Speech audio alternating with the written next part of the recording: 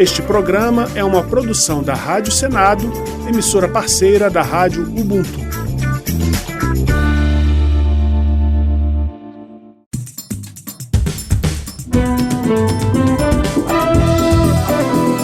Está no ar o Jornal do Senado. Eu sou Paula Groba e estes são os destaques de hoje do Jornal do Senado, que começa agora. Chega ao Senado o primeiro projeto que regulamenta a reforma tributária. IFE prevê necessidade de dobrar cortes para governo alcançar meta fiscal de 2024. Novo Código Eleitoral deve propor cota de 20% de vagas no Congresso para mulheres. Boa noite.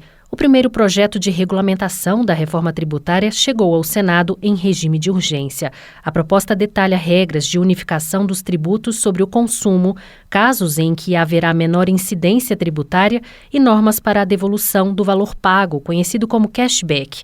No Senado, a regulamentação da reforma tributária será discutida e votada apenas na Comissão de Constituição e Justiça, antes de ir ao plenário. Mas um grupo de trabalho na Comissão de Assuntos Econômicos decidiu também analisar a proposta e apresentar sugestões de mudanças. A reportagem é de Érica Christian. Apesar da decisão do presidente do Senado, Rodrigo Pacheco, de concentrar na Comissão de Constituição e Justiça a votação da regulamentação da reforma tributária, a Comissão de Assuntos Econômicos criou um grupo de trabalho para discutir o projeto. Entre os pontos já aprovados pelos deputados estão a isenção da cesta básica, incluindo as carnes, o cashback ou a devolução de tributos pagos nas contas de água, luz e gás por inscritos no cadastro único, além da redução de impostos para medicamentos. O relator do grupo de trabalho, Isalci Lucas, do PL do Distrito Federal, diz que os integrantes da CAI vão discutir com especialistas mudanças no projeto. Tem muitos problemas que nós precisamos discutir melhor e por isso que nós criamos o grupo de trabalho na CAI. Dia 6 de agosto, a gente já quer aprovar o plano de trabalho e começar as audiências. Já o relator da regulamentação da reforma tributária na Comissão de Constituição e Justiça, Eduardo Braga, do MDB do Amazonas, voltou a defender a retirada da urgência para a votação da proposta. Os líderes manifestaram essa preocupação de que seria impossível, em 45 dias, o Senado se manifestar sobre um tema tão complexo como este. Os líderes do governo no Senado, Jacques Wagner, do PT da Bahia, e no Congresso Nacional, Randolfo Rodrigues, do PT do Amapá, negociam a retirada do pedido de urgência da regulamentação da reforma tributária.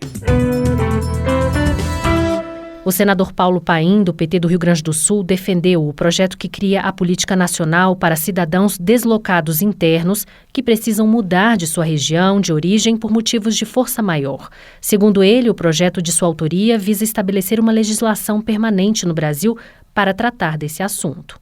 O parlamentar citou fatores que provocam esses movimentos dentro do país, como graves violações dos direitos humanos, incluindo extermínios e conflitos armados internos que forçam a população a se deslocar. Também os fatores climáticos, como calamidades naturais, rompimentos de barragens, de tsunamis, furacões e enchentes, a exemplo das que ocorreram no Rio Grande do Sul. Paim ressaltou que essas mudanças afetarão muitas famílias na região sul do país. Não resta dúvida que estamos diante da maior catástrofe natural da história do país, o que provocará pela primeira vez deslocamentos internos em massa por efeitos climáticos. Cidades inteiras terão que ser reconstruídas em partes mais altas ou até mudando de estado. Muita gente vai preferir sair do estado. Infelizmente, isso está acontecendo. A Comissão de Assuntos Econômicos vai analisar o projeto que cria estímulos para a produção de semicondutores, que são materiais utilizados para a fabricação de chips de computadores. Segundo especialistas, essa é uma tecnologia fundamental para o desenvolvimento no século XXI. A reportagem é de César Mendes. Os semicondutores são a matéria-prima da produção dos chips, microcircuitos empregados hoje em inúmeros aparelhos eletrônicos, como telefones celulares, automóveis e televisores. O projeto em análise no Senado cria estímulos para a fabricação de semicondutores no Brasil, autorizando o BNDES e a FINEP a apoiarem empreendimentos novos e já existentes dentro do Programa de Apoio ao Desenvolvimento Tecnológico da Indústria de Semicondutores, instituído estabelecido por lei em 2007. O apoio envolve linhas de crédito e redução de impostos, mas a lei exige que as empresas beneficiadas invistam pelo menos 5% do faturamento em pesquisa e inovação no país. Durante a discussão da proposta na Câmara no ano passado, o professor da Escola Politécnica da USP, Marcelo Zufo, explicou que o mercado de semicondutores gira em torno de 500 bilhões de dólares e afeta 50% do PIB mundial e defendeu mais investimentos nessa tecnologia. O Brasil não será a 10ª economia do mundo se a gente não investir em semicondutor. Nós não vamos ter agronegócio, nós não vamos preservar a floresta, nós não vamos ter indústria automotiva, talvez a gente não tenha nem computadores. O projeto está em análise na Comissão de Assuntos Econômicos e tem como relator o senador Omar Aziz, do PSD do Amazonas. Segundo a instituição fiscal independente, o governo precisa dobrar os cortes no orçamento já anunciados para conseguir cumprir a meta fiscal deste ano.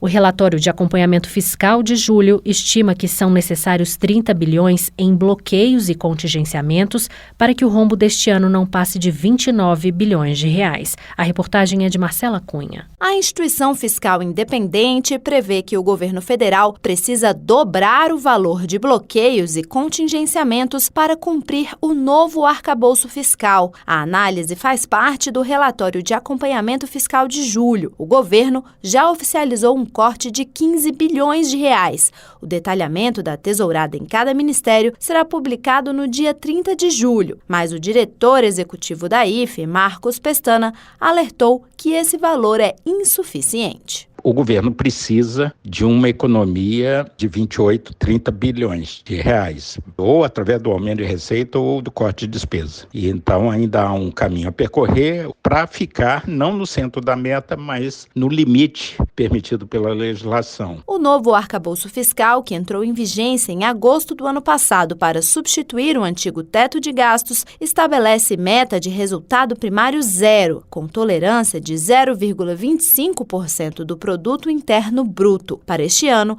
essa margem equivale a um rombo de 29 bilhões de reais. As mulheres representam mais da metade da população brasileira, segundo o censo de 2022, mas a presença na política ainda é pequena. O novo Código Eleitoral, que pode ser analisado em breve pelo Senado, deve garantir mais espaço feminino no Congresso.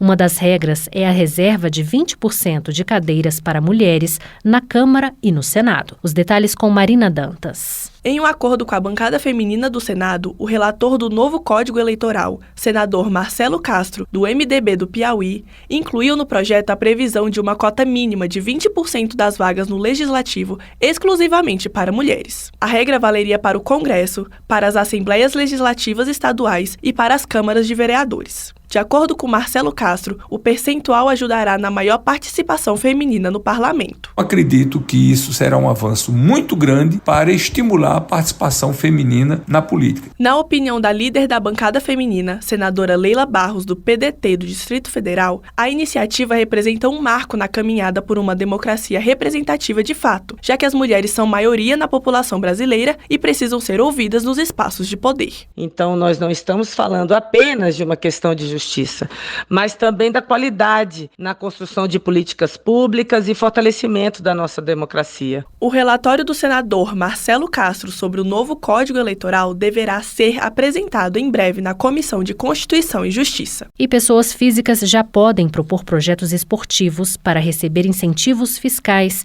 É o que prevê uma lei aprovada pelo Senado e que já está em vigor.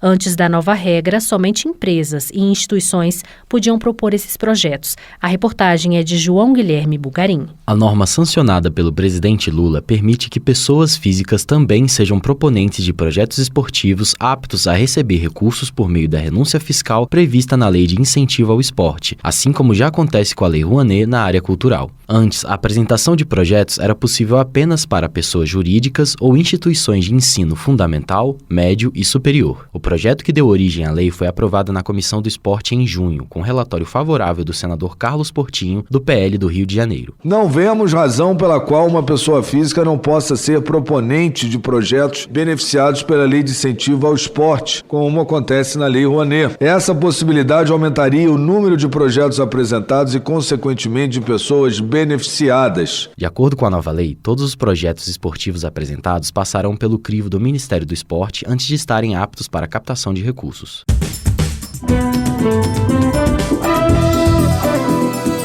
Com trabalhos técnicos de João Lira, o Jornal do Senado fica por aqui. Acompanhe agora as notícias da Câmara dos Deputados. Boa noite e até amanhã.